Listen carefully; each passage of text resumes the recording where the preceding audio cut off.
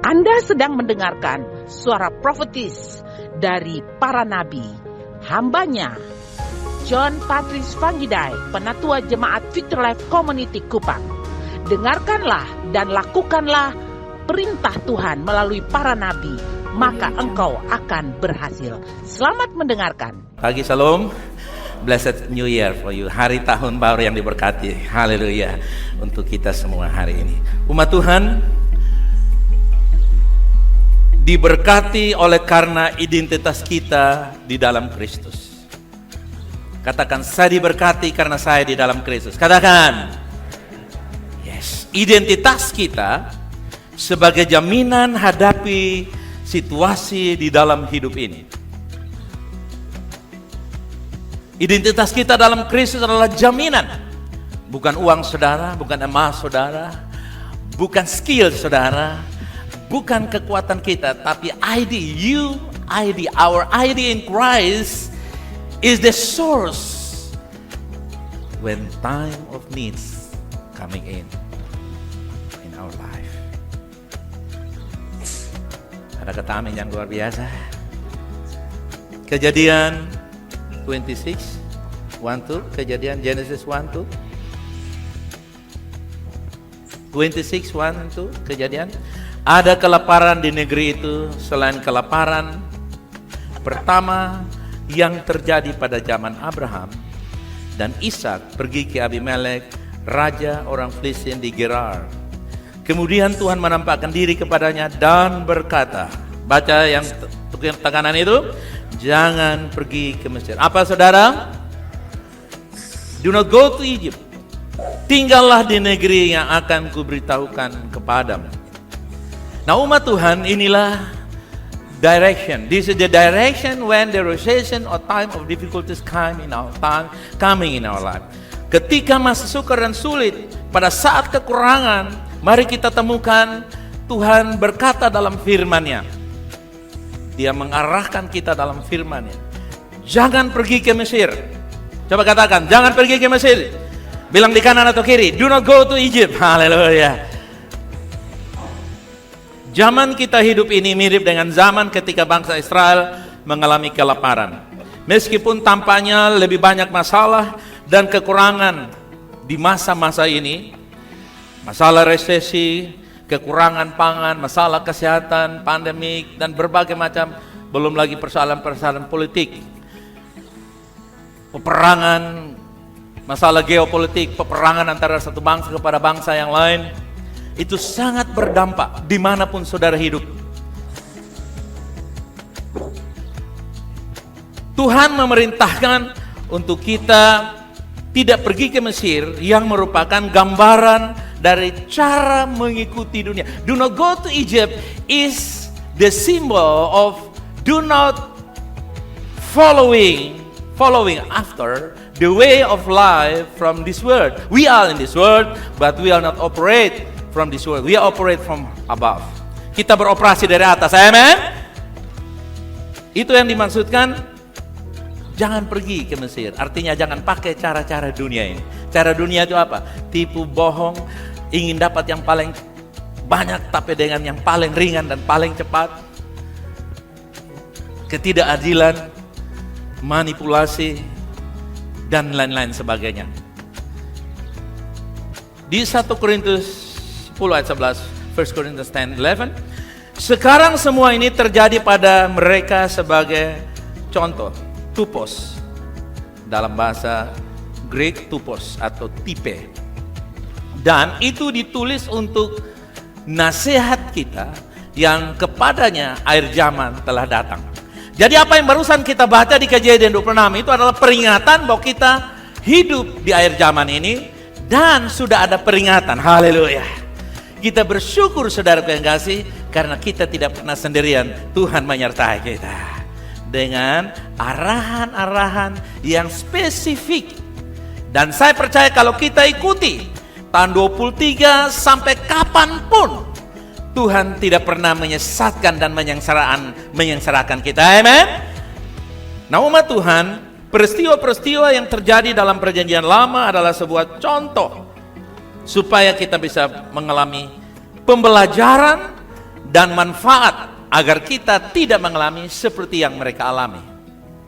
Atau dengan kata lain, kita mengalami jauh lebih baik. Coba katakan, jauh lebih baik. We experience far above, better than before generation.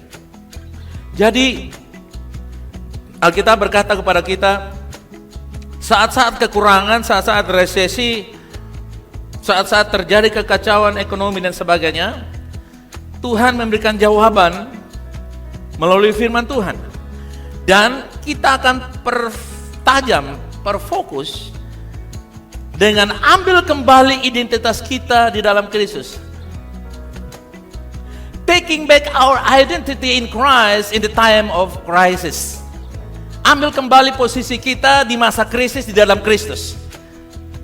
Di dalam krisis, saat krisis di dalam Kristus. Coba katakan, di saat krisis dalam Kristus. Come on! Di saat krisis di dalam Kristus. Nah, taking our identity back, operating, bringing benefit in our life. Supaya ada manfaat. Identitas kita itu bukan hanya tersimpan sebagai kartu penduduk, tapi bermanfaat untuk kita bisa hidup di dalam masa krisis. Galatia 3 ayat 29, dan jika kamu milik Kristus, maka kamu adalah keturunan Abraham dan ahli waris sesuai dengan janji Allah. Yang keturunan Abraham, katakan amin. We are descendants of Abraham in Christ Jesus. We have the right to receive all the blessing of Abraham, our father. Jadi kita memiliki hak untuk menjadi ahli waris bersama dengan Kristus. We have the right to be the heirs together with Christ. Sebagai orang percaya, kita adalah milik Kristus, dan karena kita adalah keturunan Abraham. Yang keturunan Abraham, katakan saya. Kita adalah keturunan Abraham. Semua yang Tuhan berikan kepada Abraham dan keturunannya adalah milik saya dan saudara. Katakan, apa yang punya Abraham punya VLC. Come on! Punya VLC. Yes, VLC, umat Tuhan, dimanapun Anda mendengar berita ini, kita adalah pewaris bersama dengan Abraham. Walaupun margamu bukan Abraham, margamu bukan Abraham, tetap keturunanmu adalah Abraham dalam Kristus. Haleluya. Berkat pertama bagi Abraham adalah kebenaran. The first blessing of Abraham is righteousness. Not car, not wife, not husband, not the possession, not money, not gold, but righteousness. Bukan emas, perak, harta benda, bukan suami istri, tetapi apa? Kebenaran. That the first blessing of Abraham. Roma 4 ayat 3, Roma 4:3. Sebab apakah dikatakan nas kitab suci? Lalu percayalah Abraham kepada Tuhan. Baca terus 2-3. Dan Tuhan memperhitungkan hal itu sebagai uang, sebagai kebenaran. Allah memperhitungkan kebenaran kepadanya dan menganggap dia benar di matanya. Dan semua berkat yang lain datang karena Abraham dianggap oleh Tuhan benar. Abraham was counted by God is righteous. From that righteous Abraham, God welcome from all the blessing. Dari situ datang semua berkat. Karena percaya. Katakan, percaya memberikan kebenaran. Yes. Dan dari kebenaran itulah semua berkat mengalir. Haleluya. Berkat kedua yang diterima Abraham adalah kesehatan dan kemudahan baru bagi dirinya dan istrinya bernama siapa? Sarah.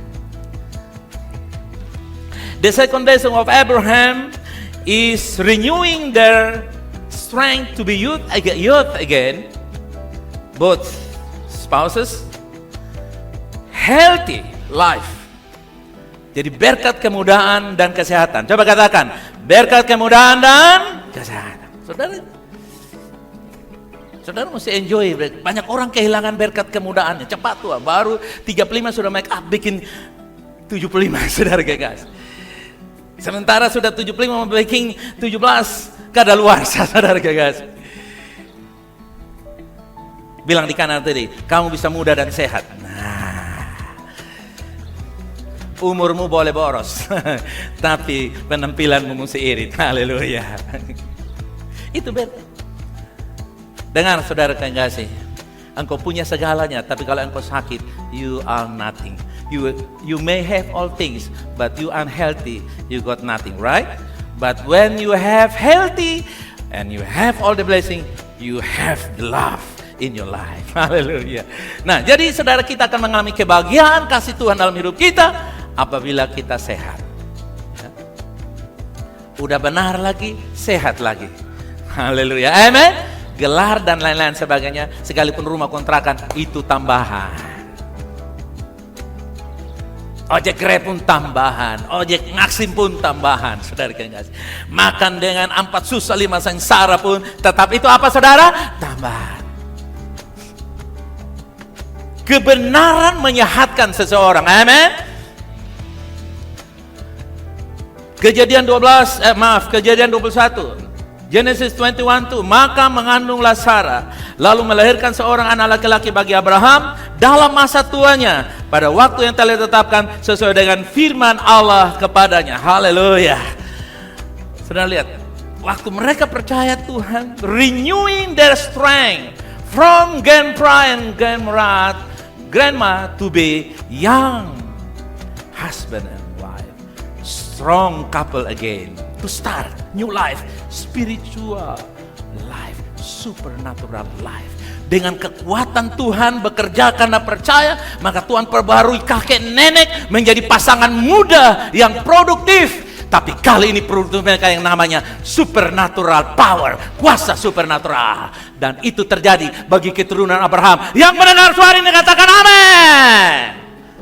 Ada yang berkata, saya tidak perlu melahirkan, saya perlu dompet yang tebal. Bisa juga terjadi, haleluya. Saya tidak perlu melahirkan, saya perlu naik jabatan. Bisa juga. Saya tidak perlu melahirkan, saya bisa sembuh. Terjadi juga. Saya tidak perlu naik pangkat, saya perlu anak-anak sukses. Bisa terjadi juga.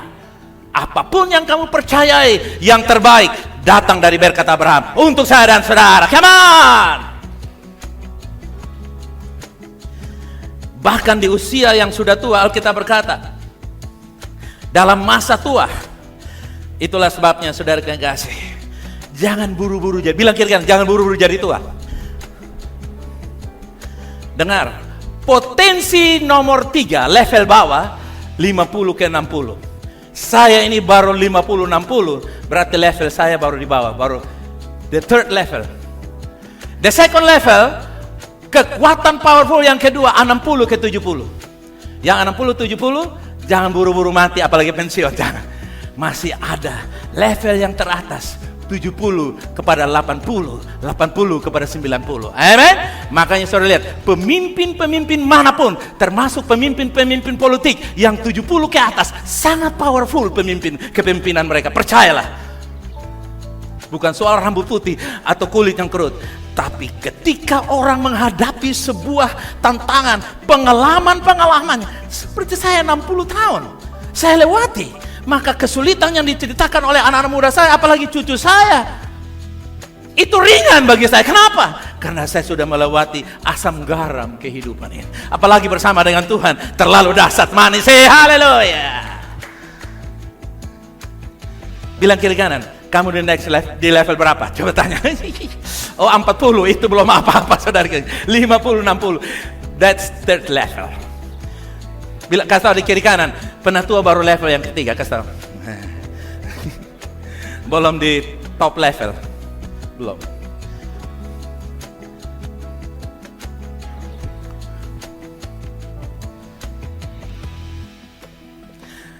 Agar semuanya ini bisa terjadi, Tuhan mulai memperbarui kekuatan, kemudahan mereka dipulihkan kembali, kesehatan mereka kembali membaik. Disebabkan karena usia tua, menopause, Tuhan gantikan kembali menjadi kesuburan. Bahkan saudara yang kasih, Sarah pun mengalami sebuah kecantikan fisik yang sangat luar biasa. Oke, umat Tuhan, Alkitab memberitahukan kepada kita bahwa Abraham hidup selama 175 tahun. Saudara bisa bayangkan, bukan 17,5 tahun, saudara yang kasih, 175 tahun. Katakan, saya dikenyangkan dengan umur panjang sambil sehat. Katakan,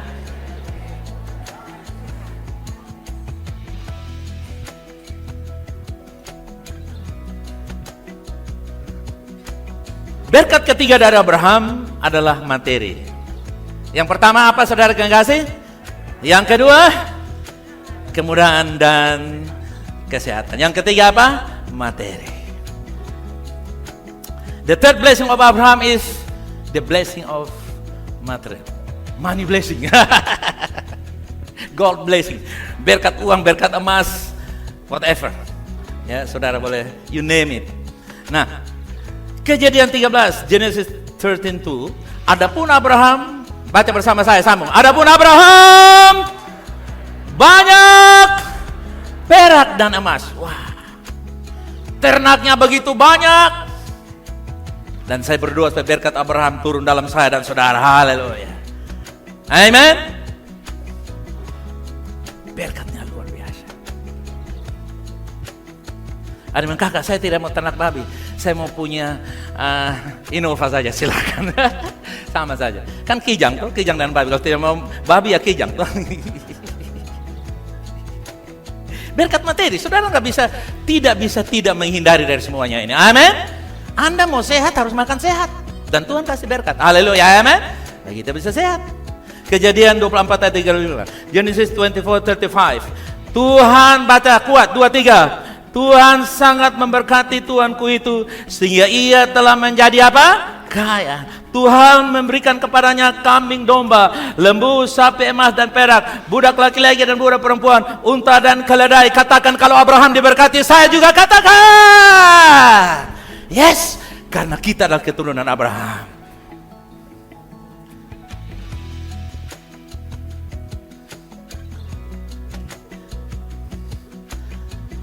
Saya punya ipar bilang kepada saya cucu JP, lu son pegang-pegang Nana, son cium-cium Nana, sebentar hope orang lain ambil. Tiap malam dia dekat-dekat, Mama, Nana, beta mesti jaga Nana supaya jangan orang lain ambil. Saudara kasih. Dengar saudara yang kasih. Berkat yang sudah Tuhan tentukan bagi engkau dalam Abraham, ini dalam darah spiritual, dalam darah Yesus. Dengan kata lain, penyakit tidak bisa mengambil, krisis tidak bisa mengambil, manipulasi. Anda bisa ditipu dan Anda bisa dicurangi, tapi berkat tidak bisa ditipu dan dicurangi. Amen.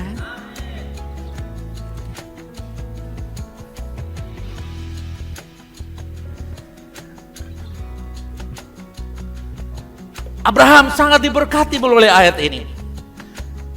Dibenarkan lagi, kaya dan sehat, awet muda lagi, perlu apa saja ada. Coba katakan, coba katakan, saya juga. Saya juga agak rendah, agak kuat. Coba, 2, 3, saya juga. Yes. Jangan tanggung saudaraku yang jadi Kristen. Karena tidak ada para Kristen tanggung. Kristen yang menikmati, haleluya.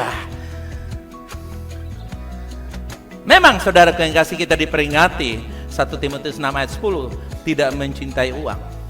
Kita tidak mencintai uang. Uang mencintai kita karena kita mencintai Tuhan. We don't love God. We love God and money love us. Money follow us because He love us.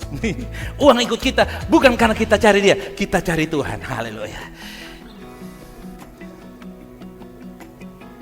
Jadi kemakmuran itu tidak perlu digadang-gadang, saudara kekasih. Prosperity is not to be as great. Oh, we are great, we are prosperous. No. Without you are praying, the prosper is coming. Tanpa berdoa, karena berkat itu sudah ada dalam darah, dalam kondisi krisis atau apapun, berkat itu akan datang. Orang Kristen mesti mengerti ini. Bahwa orang Kristen bukan mata berkat, mata duitan, bukan hanya cari berkat.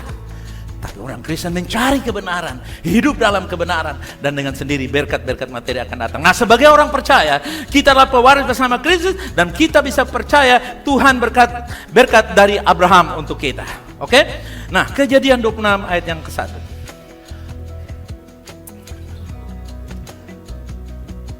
Genesis 26:1. Ada kelaparan di negeri itu, kelaparan pertama yang terjadi pada zaman Abraham. Dan Ishak pergi menghadap Abimelek, raja orang-orang Filistin di Gerar.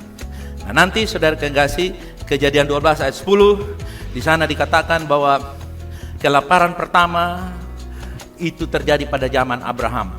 Kejadian 12 ayat 10. Nah, terjemahan bahasa Ibrani untuk pertama adalah rison. Coba katakan rison.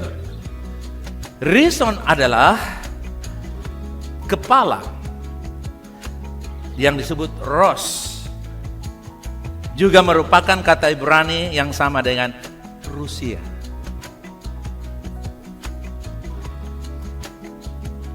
Nah, ada kaitan apa dengan Rusia? Sangat berkaitan, kakak.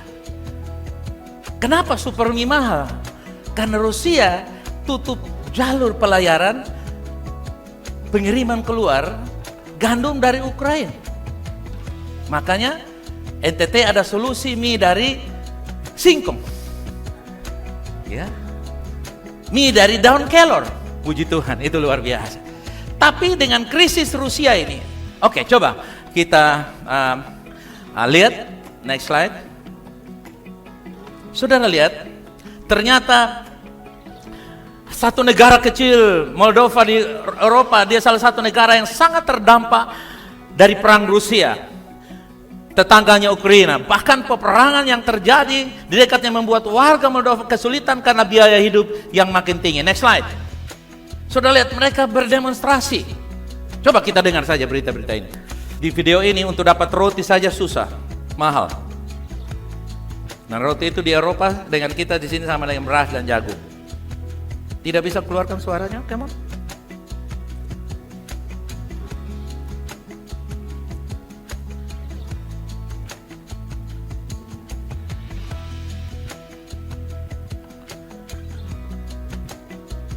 Oke, saya jelaskan.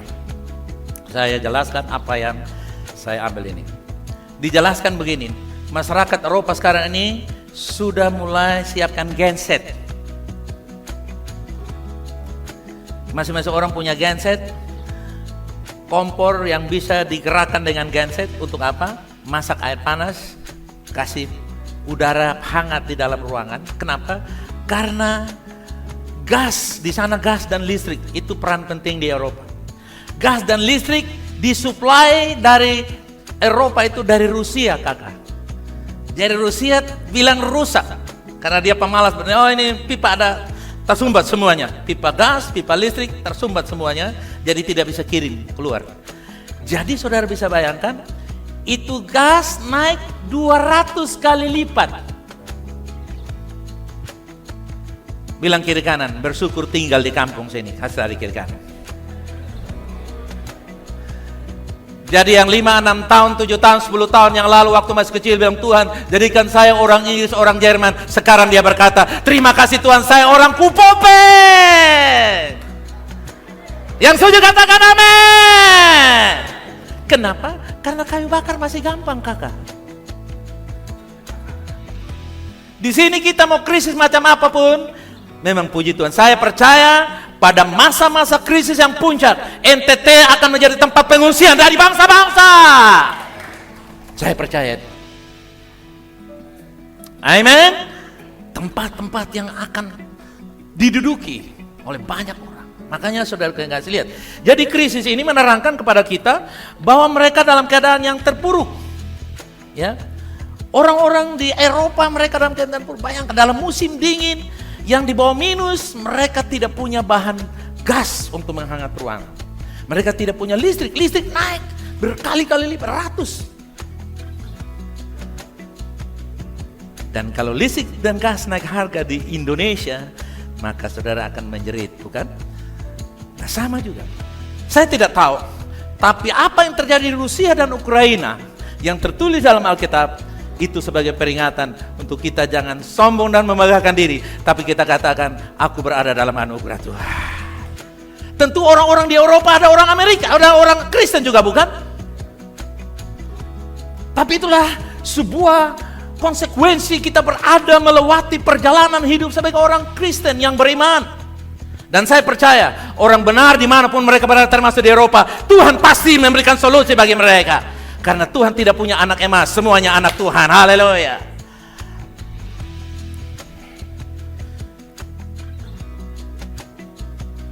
Solusi Allah atau solusi Tuhan bagi kita di saat kelaparan atau resesi yaitu dibangun di atas dasar karya Yesus yang telah selesai. Katakan, kemakmuran saya sudah dikerjakan. Kesembuhan saya sudah dikerjakan. Sejahtera saya sudah dikerjakan. Amen. Sudah dikerjakan. All we need is finished work of Jesus Christ.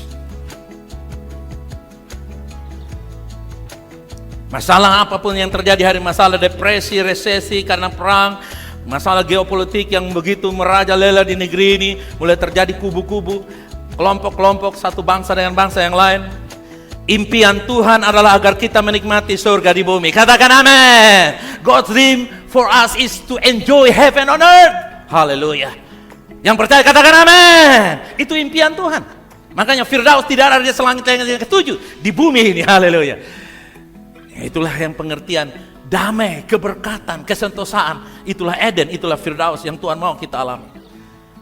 Bukan saja nanti, tapi dimulai dari hati, pikiran, dan kondisi di sekitar kehidupan kita. 1 Korintus 15, 1 Corinthians 15, 47 to 48. Manusia pertama berasal dari debu dan tanah. Dari debu, tanah, dan bersifat jasmani. Manusia kedua berasal dari mana? Saudara lihat. The first man, Adam, from the land. From the land, the ground. The land. But the second Adam, heavenly mortal, makhluk surgawi. Oke?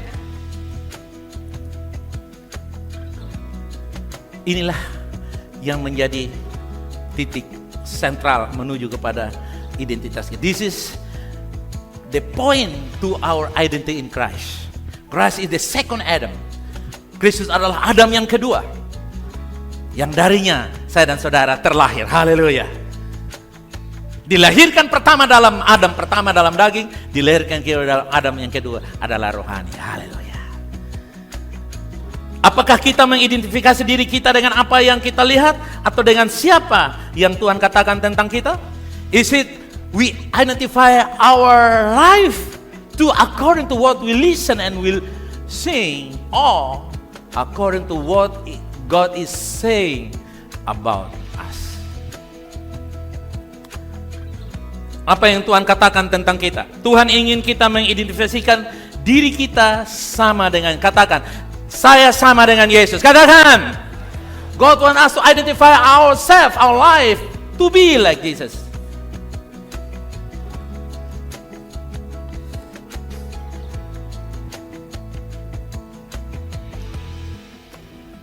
Ibrani pasal 10 ayat yang ke-17 dikatakan, kemudian ia menambahkan, aku tidak akan mengingat-ingat dosa-dosa mereka dan perbuatan durhaka mereka.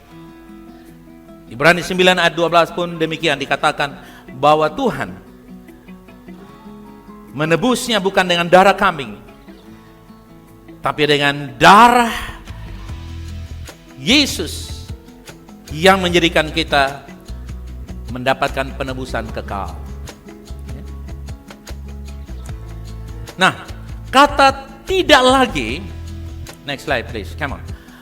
Kata tidak lagi mengisyaratkan bahwa ada waktu dalam perjanjian lama ketika Allah mengingat dosa manusia karena dosa itu berada di bawah hukum Taurat.